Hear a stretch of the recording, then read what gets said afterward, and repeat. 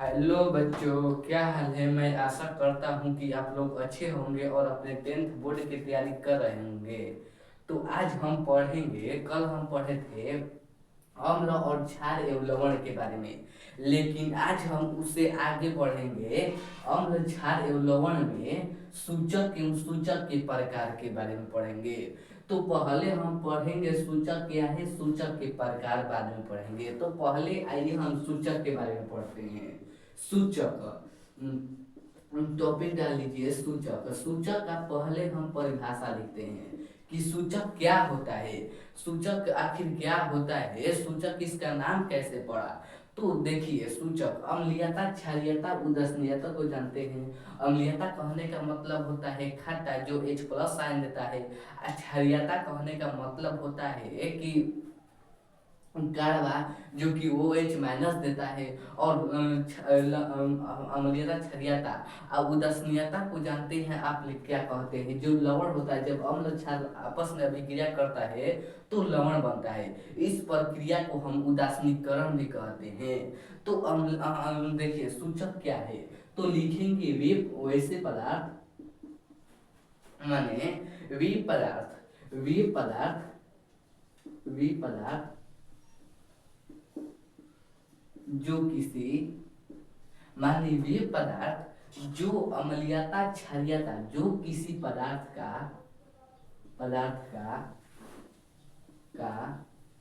अम्लीयता माने खाता है, अम्लीयता, क्षारीयता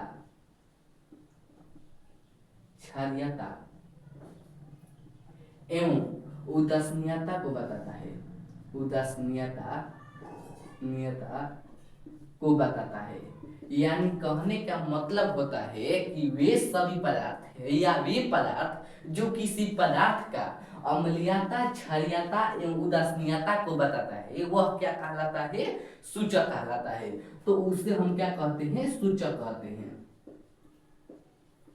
सूचक कहते हैं कहते हैं यानी कहने के, देखिए सूचक हम पढ़े, सूचक क्या होता है, वे सभी पदार्थ या दुनिया में वे सभी पदार्थ जो किसी पदार्थ का अम्लीयता बताता है कि उसमें अम्ल का कितना मात्रा है, और क्षारीयता बताता है, और उदासीनता को बताता है, वही क्या कहलाता है, सूचक कहलाता है। तो सूचक आप लोग समझ लिए होंगे कि सूचक क्या होता है, वे सभी पदार्थ जो अम्लीयता, क्षारीयता एवं उदासीनता को बताता है, वह जो होता है सूचक कहलाता है। तो मैं आशा करता हूं कि आप लोग सूचक समझ लिए होंगे। तो इसका सिंपल परिभाषा है, जो अम्लीयता, क्षारीयता, उदासीनता को बताए उसे हम सूचक कहते हैं। जैसे कि मान जाइए हल्दी, हल्दी, लिटमस पत्र, लिटमस पत्र, फेन होता है गंधे सूचक में लवंग, यानी लवंग होता है गंधीय सूचक में। प्याज लवंग होता है, प्याज लवंग यह होता है सूचक के। माने कुछ एग्जाम्पल में होगा। यानी सूचक क्या होता है, तो वे सभी पदार्थ जो किसी पदार्थ का अम्लीयता, क्षारीयता एवं उदासीनता को बता दे, उससे हम सूचक कहते हैं। सूचक जो है ना, यह छोटा सा टॉपिक है, आप लोग आज ही समाप्त कर देंगे। क्या पढ़ना है, एक सूचक पढ़ना है और इसके प्रकार पढ़ना है। तो सूचक हम पढ़ लिए 2 मिनट में। वे पदार्थ जो किसी पदार्थ का अम्लीयता, क्षारीयता, उदासीनता को बता दे, उसे हम सूचक कहते हैं। जैसे कि हल्दी, लिटमस पत्र, प्याज, लवंग। लेकिन इसको भी कई भागों में बांटा गया है। जो इसका एग्जाम्पल है, इसको कई भागों में बांटा गया है, यानी सूचक को कई भागों में बांटा गया है। तो सूचक जो होता है वह 3 प्रकार का होता है। कौन कौन, तो आइए हम इससे आगे पढ़ते हैं। सूचक आप लोग समझ लिए होंगे कि जो अम्लीयता, क्षारीयता, उदासीनता को बता दे, उससे हम सूचक कहते हैं। तो आइए हम सूचक के और प्रकार पढ़ते हैं।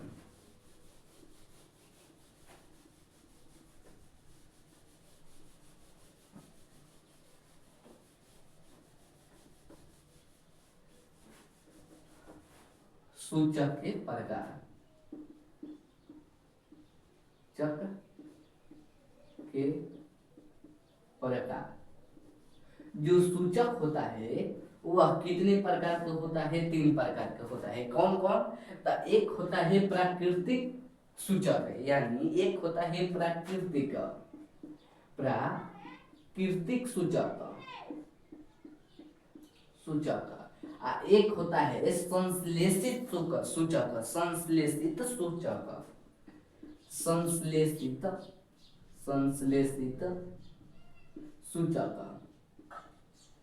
एक होता है गंधीय सूचक, लास्ट में जहां से बहुत क्वेश्चन आता है। गंधीय सूचक पहले हम पढ़े प्राकृतिक सूचक, तब पढ़े संश्लेषित सूचक, तब पढ़े हम लास्ट में गंधीय सूचक। यानी सूचक कितने प्रकार का होता है? तो 3 प्रकार का होता है। सूचक कितने प्रकार के होता है? तो 3 प्रकार का होता है। कौन कौन? तो प्राकृतिक सूचक, संश्लेषित सूचक और गंधीय सूचक।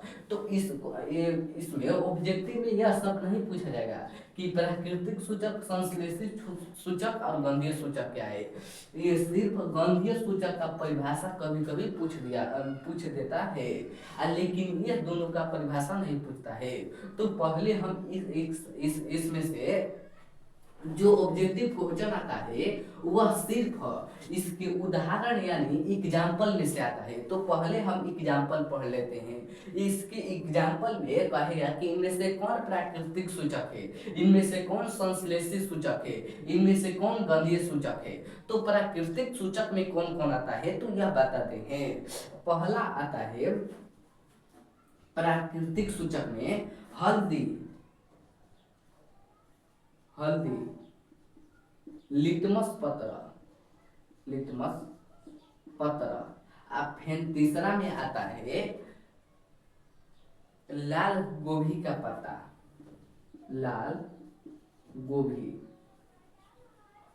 गोभी का पत्ता। यानी कहेगा इसमें से ऑब्जेक्टिव ऐसे पूछा जाता है, यह नहीं पूछा जाता है कि प्राकृतिक सूचक क्या है। इसमें से यहाँ से ऑब्जेक्टिव ऐसे पूछा जाता है। आइए हम पूछते हैं। कहेगा कि इनमें से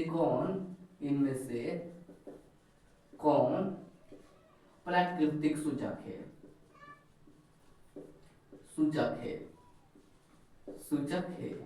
तो यही पूछा जाता है कि इनमें से कौन प्राकृतिक सूचक है, इनमें से कौन संश्लेषित सूचक है, इनमें से कौन गंधीय सूचक है। तो प्राकृतिक सूचक में आता है हल्दी, लिटमस पत्र, लाल गोभी का पत्ता। यह 3 याद कर लीजिएगा क्योंकि यहाँ से आता है क्वेश्चन, 1 नंबर फिक्स है। अब आइए हम संश्लेषित सूचक में क्या होता है। तो एक होता है मैथिल ऑरेंज,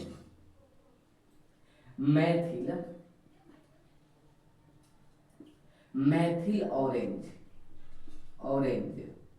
और दूसरा होता है फिनाइथेली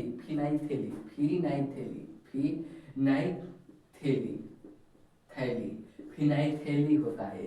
यानी प्राकृतिक सूचक में क्या होता है? हल्दी होता है, लिटमस पत्र होता है और लाल गोभी का पत्ता होता है। संश्लेषित सूचक में होता है मिथाइल ऑरेंज और फिनाइथेली होता है। गंधीय सूचक में क्या होता है? तो आइए हम बताते हैं। गंधीय सूचक में सिर्फ 2 होता है, जो कि 2 ही पूरा डंका बजाय रहता है। यानी गंधीय सूचक से हर साल पूछा जाता है। इसमें होता है प्याज और दूसरा होता है लवंग, लवंग यही पूछा जाता है। यानी सूचक क्या है?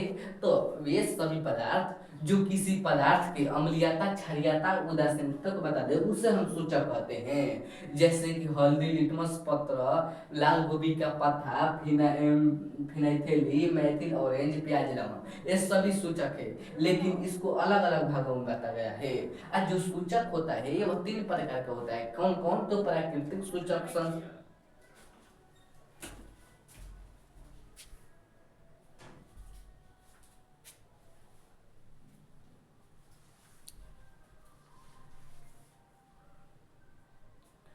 प्राकृतिक सूचक, संश्लेषित सूचक और गंधीय सूचक होता है। प्राकृतिक सूचक में हल्दी, लिटमस पत्र, लाल गोभी का पत्ता।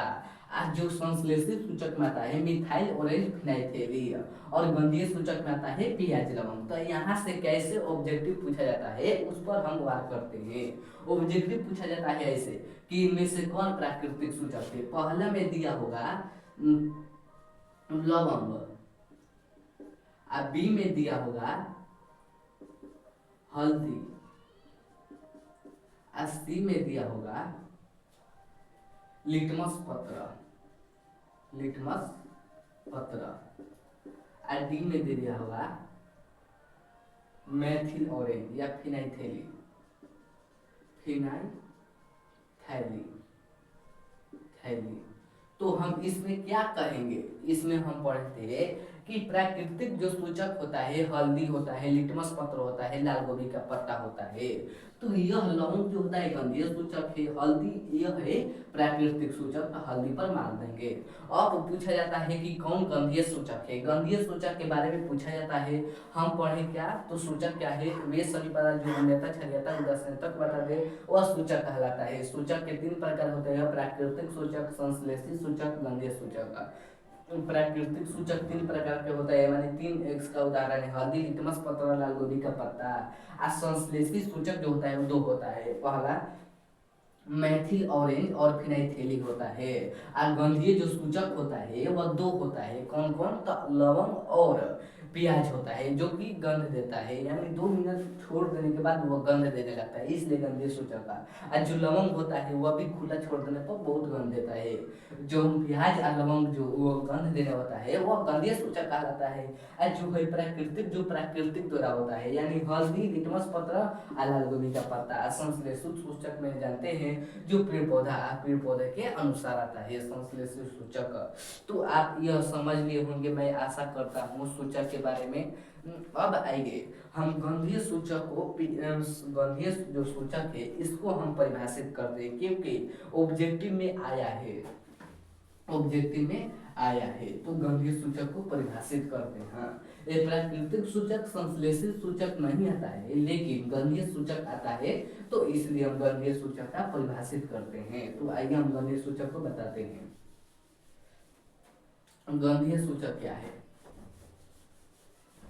सूचक कितने प्रकार का होता है, 3 प्रकार का होता है, प्राकृतिक सूचक, संश्लेषित सूचक, गंधीय सूचक। तो हम प्राकृतिक सूचक का उदाहरण खासा मैंने पढ़ना है, असंश्लेषित सूचक का उदाहरण पढ़ना है, लेकिन गंधीय सूचक का उदाहरण और परिभाषा दोनों पढ़ना है। तो आइए हम गंधीय सूचक को परिभाषित करते हैं। गंधीय सूचक,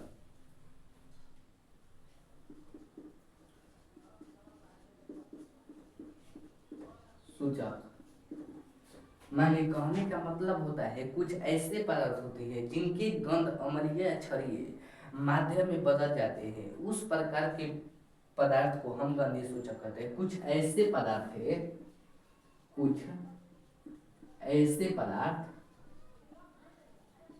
जिनका गंध अम्लीय, क्षारीय, माने कुछ ऐसे पदार्थ है जिनका गंध अम्लीय, क्षारीय माध्यम में बदल जाती है, क्षारीय माध्यम में बदल जाती है। माने कुछ ऐसे पदार्थ है जिनका अम्लीय, क्षारीय, यानी कुछ ऐसे पदार्थ है जिनकी गंध अम्लीय, क्षारीय माध्यम में बदल जाती है, उस प्रकार के सूचक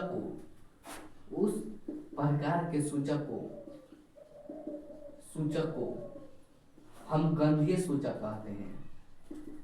गंधीय सूचक कहते हैं। जैसे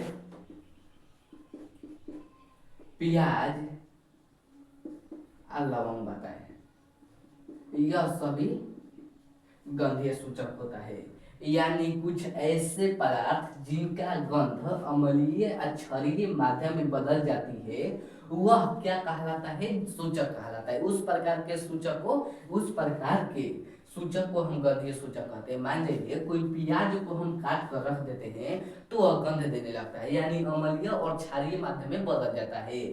तो उस प्रकार के सूचक को क्या कहते हैं, तो हम गंधीय सूचक कहते हैं। जैसे कि प्याज, लवंग, यह सभी क्या है, तो गंधीय सूचक है। तो मैं आशा करता हूँ कि आप लोग सूचक समझ लिए होंगे। अब आइए हम कुछ कुछ हम पदार्थ देते हैं, यानी कुछ हम पदार्थ देते हैं, पदार्थ, और उसका पीएच मान आप लोग कल याद कर आना, कल आना। हम सूचक पढ़ लिए, आज का जो टॉपिक है वो खत्म हो गया। अब हम कुछ पदार्थ देते हैं और उसका पीएच मान आप लोग याद कर आना। कुछ पदार्थ का पीएच मान, टॉपिक 3 है, टॉपिक 3 है कुछ पदार्थ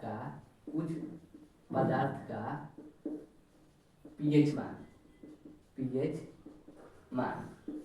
मान जाइए हम कुछ पदार्थ देते हैं और उसका आप लोग पीएच मान याद कर लीजिएगा। अमाशय यानी अमाशय रस, अमाशय रस, अमाशय रस का पीएच मान आप लोग पदार्थ और पीएच मान, पीएच मान। तो पदार्थ है अमाशय रस, अमाशय रस। दूसरा है नींबू संतरा, नींबू या संतरा। पीएच मान से 2 नंबर जो फिक्स होता है, 2 नंबर फिक्स होता है। तो अमाशय रस का पीएच जो हमारे अमाशय में एसियल होता है उसका पीएच मान कितना होता है, तो 1.0 होता है, यानी 1.0 होता है। और जो नींबू और संतरा, नींबू दिया हो या संतरा दिया हो तो कहेगा कि नींबू का पीएच मान कितना होता है, तो आप लोग याद करिएगा 2.5 होता है ऐसे तो, लेकिन इसको हम लगभग में लिखते हैं 2.3 से लेकर 2.3 से लेकर 2.5, यानी हम पूरे कहते हैं 2.5, लेकिन लगभग में हम कहते हैं 2.3 से 2.5 तक। अब आइए सिरका, सिरका, पसीना। तो सिरका का पीएच मान क्या होता है, पसीना का पीएच मान क्या होता है। सिरका का पीएच मान होता है 3.0, और इसका जो सिरका, देखिए सिरका का पीएच मान होता है 3.0, और जो संतरा का यानी सिरका यानी पसीना का जो पसीना का पीएच मान 4.5 होता है, 4.5 होता है। और क्या होता है, अब पढ़ लीजिए अम्ल वर्षा का पीएच मान, यह पूछा जाता है अम्ल वर्षा का पीएच मान। तो अम्ल वर्षा का पीएच मान जो होता है वह होता है, अम्ल वर्षा का पीएच मान 5.6 से कम होता है, 6 से कम होता है, उसे हम अम्ल वर्षा कहते हैं। अब आइए पेशाब, यानी पेशाब, तेजाब का पीएच मान। तो वही पेशाब होता है जिसका पीएच मान 6.0 होता है। अब आइए हम दूध का जल, दूध जल रक्त, दूध जल रक्त।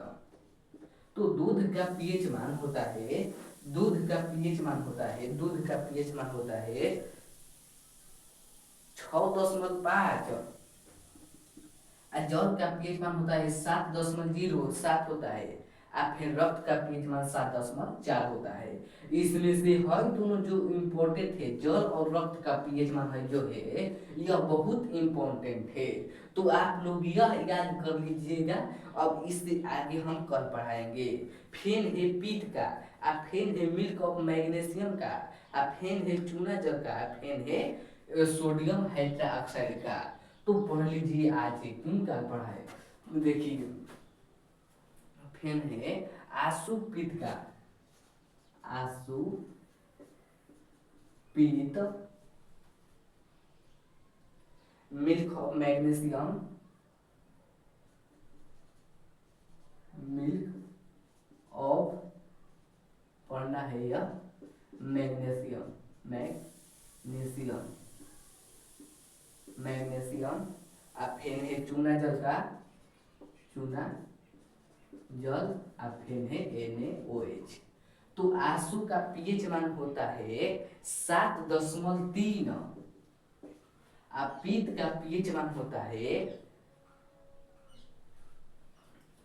7.5 से 7.8 तक। अब मिल्क ऑफ मैग्नीशियम का होता है 10.5 और चूना जल का पीएच मान होता है 11.0। NaOH का पीएच मान होता है 14। तो इसमें आप लोगों को कुछ याद करना या नहीं, लेकिन यह याद कर लीजिएगा, फिर नींबू संतरा याद कर लीजिएगा, फिर सिरका याद कर लीजिएगा, फिर अम्ल वर्षा याद कर लीजिएगा, फिर जल याद कर लीजिएगा, तब रक्त और पीत का, फिर होता है मिल्क ऑफ मैग्नीशियम का, फिर होता है चूना का, फिर होता है Na। यानी 4 और 4 8 8 2 10 10 वो याद कर लीजिएगा। पहला है अमाशय रस का पीएच मान क्या होता है तो 1.0 होता है। अब फिर सिरका का पीएच मान क्या होता है तो 3.0 होता है। अब फिर अम्ल वर्षा का पीएच मान 6.0 होता है। अब जल का पीएच मान 7.0 होता है, रक्त का पीएच मान 7.4 होता है, पीत का पीएच मान 7.5 से लेकर 7.8 तक होता है। अब मिल्क ऑफ मैग्नीशियम का 10.5 होता है, और चूना जल का पीएच मान 11.0 होता है, और सोडियम हाइड्रोक्साइड का पीएच मान 14 होता है। यह आप लोग याद कर लीजिए जिस पर हम टिक लगाए हैं, क्योंकि जिस पर टिक लगाए हैं वह बहुत बार पूछा गया है। तो मैं इतने पर ही विराम देता हूँ। जय भारत। कल जय भारत जय। कल हम इससे आगे बढ़ेंगे। तो आप लोग कल वीडियो देख लीजिएगा रिकॉर्डेड, इसलिए हम रिकॉर्डेड डालते हैं। तो कल हम पढ़ेंगे पीएच मान क्या होता है, अम्ल वर्षा क्या होता है, साधारण नमक का रासायनिक एवं उसका सूत्र क्या होता है। अब फिर कल से हम चालू करेंगे विरंचक चूड़, विरंचक चूड़, baking soda, plaster of Paris, इसके बारे में हम कल पढ़ाएंगे। तो आप लोग पहले यह पीएच मान बारे में याद कर लीजिएगा, क्योंकि यहाँ से 2 नंबर फिक्स होता है, इसलिए हम पढ़ाए। तो मैं इतना पर ही विराम देता हूँ। जय हिंद जय भारत।